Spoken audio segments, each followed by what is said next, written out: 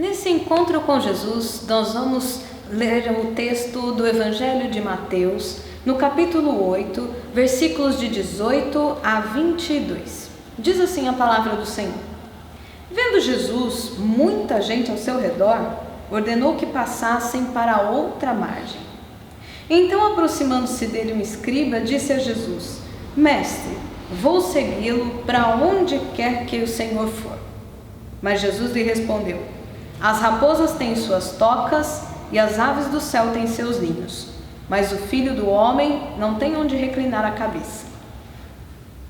E outro dos discípulos lhe disse: Senhor, deixe-me ir primeiro sepultar o meu pai. Mas Jesus respondeu: Siga-me e deixe que os mortos sepultem os seus mortos. Nesse encontro de Jesus com homens e mulheres que estavam seguindo a Ele, que desejavam continuar seguindo a Jesus, nós podemos aprender algumas coisas bem interessantes se nós prestarmos atenção em alguns detalhes desse texto. Os discípulos estão seguindo a Jesus.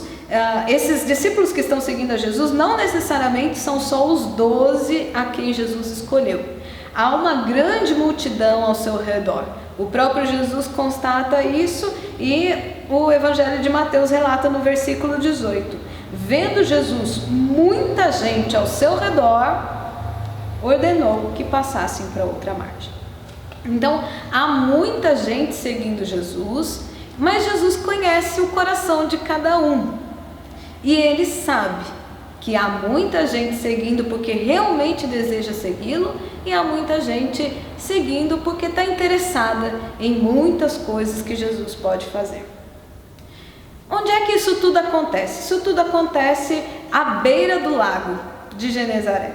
E nesse lugar onde Jesus está, Jesus dá para nós algumas indicações, alguns indicativos de que ele vinha fazendo um trabalho messiânico muito grande, salvando pessoas, curando enfermos, libertando cativos. Muita coisa ele vinha fazendo, trazendo a novidade do reino de Deus para as pessoas. E ele percebe que dentro dessa multidão tem muita gente realmente necessitada e tem muita gente interesseira seguindo a ele. E essas coisas cansam bastante quem está à frente de um trabalho, como o trabalho de Jesus. Um trabalho voltado para o próximo, um trabalho de cuidado com vidas. É um trabalho que exige muito e Jesus reconhece que está cansado. Como é que a gente sabe disso? Aqui vem então o nosso primeiro destaque desse encontro com Jesus. Jesus diz para quem está guiando o seu barquinho lá: vamos passar para a outra margem do rio, porque eu estou cansado. Essa expressão, vamos para outra margem, é assim: olha, nós temos um barco, tem muita gente a pé, vamos deixar o povo aqui, vamos lá do outro lado, eu preciso de um tempo. Jesus tirava bastante tempo do seu descanso para estar em oração, conversando com o Pai. E a gente percebe que cada vez que Jesus sai para orar, é como se fosse o momento dele recarregar a bateria, Há também alguns relatos dos textos bíblicos em que a gente percebe que Jesus não está fazendo nada, ele está dormindo, como por exemplo durante a tempestade lá no barquinho. Onde é que Jesus estava? Jesus estava dormindo, Jesus também é ser humano, 100% Deus, mas 100% humano. E como ser humano, ele precisava dormir, ele precisava descansar, ele precisava de um tempo para respirar. Se Jesus mesmo reconhece essa necessidade, imagine nós, que não somos 100% divinos, somos apenas 100% humanos. Nós precisamos de descanso, precisamos de um tempo em que a gente possa espairecer a mente, descansar o corpo, precisamos. Existem alguns momentos que nós precisamos desacelerar para conseguir acelerar. Tem hora que a gente precisa do ócio para conseguir produzir. Que negócio que é esse, né? Tão antagônico assim. É verdade. Tem hora que a gente precisa só descansar e fazer nada para nos próximos minutos a gente conseguir render, né? Às vezes a gente está tão cansado, mas tão cansado, que aquilo que a gente faz de melhor não sai, né? Não flui mais, não estou conseguindo fazer. Para um pouquinho, descansa e volta a fazer. Rapidinho as coisas acontecem, não é assim? Hoje nós temos 2 cansaços que nos preocupam muito. Como nós estamos nesse período de distanciamento social, as pessoas estão muito dentro de casa, não é necessariamente o cansaço da correria do dia a dia e tal, não é necessariamente isso que tem nos cansado, mas o cansaço da mente. Por quê? Porque hoje nós estamos muito mais tempo expostos diante das telas. Tela do computador, a tela da televisão, a tela do celular. E essas telas que trazem muita informação por segundo cansam demais a vista e a mente. É comprovado pela neurociência que isso, inclusive, queima os nossos neurônios com uma rapidez gigantesca. Nós precisamos descansar. Tem hora que a gente está olhando tão atentamente lá nas telinhas, né, nas muitas janelas que são abertas para nós hoje, porque é assim que a gente está vendo o mundo hoje, né, por meio de uma tela, até o encontro com o sagrado, né, o nosso momento de culto tem sido por meio de uma tela de televisão, de celular, de computador. Tem hora que a gente fica tanto tempo diante de uma tela que até o olho parece que começa a doer, não é assim? É preciso descansar. Aprenda a dosar o tempo que você tem diante das muitas telas, né? Aprenda a dosar o seu cansaço e quando percebe que a mente está cansada, para um pouco, faz outra coisa. Nem que seja dar uma voltinha no quintal, né? Mexer com o cachorrinho, com o gatinho, falar com alguém, vai arrumar a cama que você ainda não arrumou. Faz alguma coisa que não seja estar na frente de uma tela. É muito importante para que você consiga descansar e a mente consiga produzir outras coisas. É preciso. Também o cansaço emocional é algo que a gente precisa cuidar bastante hoje. Por quê? Porque a gente está exposto a muitas tragédias, a muitas informações de tragédias, né? A gente o tempo todo é bombardeado por muitas informações e nem sempre são informações alegres que te façam rir, que te façam sentir satisfação. Muitas delas são notícias tristes, notícias ruins, né? Gente brava por aí. Bom, é preciso tomar conta dessa situação, né? E cuidar bastante do seu emocional, porque essas coisas nos adoecem. Se a gente só recebe notícia ruim, só recebe informação de tragédia, a gente começa a ficar tão melancólico que chega um ponto que você não tem mais alegria no seu dia. É preciso procurar também algo que te traga satisfação, algo que te faça rir. Sabe aquela pessoa que quando você conversa é impossível deixar de dar uma risada? Procura essa pessoa, dá uma risada. Precisa, né? Sai do computador, sai do celular e vai brincar com as crianças que tem em casa.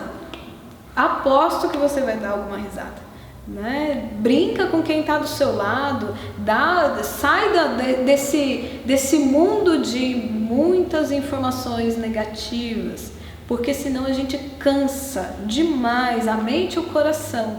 Chega um ponto que a gente não dá conta de absorver tantas notícias ruins. Então, o primeiro destaque aqui desse encontro com Jesus é descanse. Aprenda a dosar o seu tempo de descanso com o tempo produtivo. O segundo destaque fica por conta do comecinho do versículo de número 20. diz assim: o Filho do Homem não tem onde reclinar a cabeça. Filho do Homem, é essa expressão que eu quero falar nesse segundo destaque. Filho do Homem traz para nós uma expressão lá de Daniel, do profeta Daniel, e é uma expressão que demonstra a humildade de Jesus, reconhecendo que ele é 100% humano, além de ser 100% divino. Ele reconhece que ele é um ser humano como nós, ele reconhece que ele tem limitações, porque ele é um ser humano, e ele reconhece então que ele, como um ser humano, tem também algumas das suas necessidades que precisam ser atendidas. Se Jesus foi humilde o suficiente para reconhecer tudo isso, quem somos nós para nos vangloriarmos? Fica aqui uma outra coisa para a gente refletir. O terceiro destaque fica por conta do restante do versículo, O restante do versículo diz que o Filho do Homem não tem onde reclinar a sua cabeça. O que significa isso? Jesus está falando com aquela multidão de discípulos, um deles diz: eu quero segui-lo, e aí ele diz que o Filho do Homem não tem sequer onde reclinar a cabeça. Significa que Jesus é muito pobre, não tem nada, não tem um lugar nem para dormir. Não é isso. Significa o seguinte: tem muita gente que segue a Jesus interessado naquilo que ele pode fazer. Ele pode multiplicar pães, ele pode multiplicar os peixes. É uma boa ideia. Assim eu não preciso mais trabalhar e posso viver só das bênçãos que Jesus vai me dar. Será que é isso mesmo? Será que é assim que a gente pode viver? Jesus conhece o nosso coração e sabe também quando a gente só está interessado naquilo que ele pode nos dar. Jesus quer dizer para esse discípulo o seguinte: olha só, se você quer me seguir, interessado em algum bem material, interessado em lucrar, pode tirar o cavalinho da chuva, porque não vai dar certo. Eu não estou aqui para enriquecer ninguém. Agora, o tesouro que eu venho trazer é um tesouro que a ferrugem e a traça não podem consumir. Esse sim, eu vim para trazer para vocês. Por quê? Porque o reino de Deus é para nos dar a salvação e não para nos enriquecer. Poxa, mas será que então é pecado ser rico? Não, não é pecado ser rico. É uma bênção, são conquistas na vida da gente. Mas não é a primeira coisa que Deus deseja nos dar. O que Ele deseja nos dar é a salvação. Se buscarmos o seu reino, as demais coisas nos serão acrescentadas. Há muita gente hoje também interessada em lucrar em cima dos outros. Há muitos interesseiros diante do cenário que a gente tem vivido. Tem gente interessada em lucrar muito com os seus produtos, porque sabe que são necessários, então cobram o quanto querem. Tem muita gente interessada em lucrar com a desgraça do próximo, infelizmente. Tem muita gente interessada em lucrar em cima das pessoas que têm de fato muita necessidade de trabalhar, mas que não precisariam se os seus patrões tivessem um pouquinho mais de humildade, como Jesus tinha, e um pouco mais de amor ao próximo, um pouco mais de cuidado com a vida. Então, gente, há muitas pessoas que seguem a Jesus simplesmente por interesse. E Jesus diz para nós o seguinte: o Filho do Homem não tem sequer onde reclinar a cabeça. Está esperando lucro material? Então é melhor você não me seguir, porque não vai dar muito certo não. Você não vai atingir o seu objetivo. O quarto destaque fica por conta do versículo 21. Ele diz o seguinte: um outro discípulo, naquele momento se levanta e diz: Senhor, deixe-me primeiro ir sepultar os meus pais. Jesus, quando faz o seu comentário para o primeiro discípulo, né? O filho do homem não tem nem onde reclinar a cabeça. O outro discípulo imediatamente responde: a única coisa que eu quero é sepultar os meus pais. Ele logo diz para Jesus, né, em outras palavras: olha, eu não estou interessado em lucro material, eu não estou interessado nas coisas que pode me render estar com o Senhor, mas eu preciso cumprir a minha obrigação. E aí, qual é a obrigação desse discípulo, né? A obrigação dele é cuidar dos pais até a velhice, até que eles morram. Essa é a obrigação que ele tem. E a resposta de Jesus parece até um pouco rude, né? Deixe que os mortos sepultem os seus mortos. Parece que Jesus fala assim de uma forma tão brava, né, com o discípulo. Jesus não está aqui incitando que os discípulos não devam cuidar ou respeitar os mais velhos, né? Muito menos os falecidos. Pelo contrário, a cultura oriental é uma cultura que valoriza muito o idoso, é uma cultura que valoriza muito o legado que as pessoas deixam.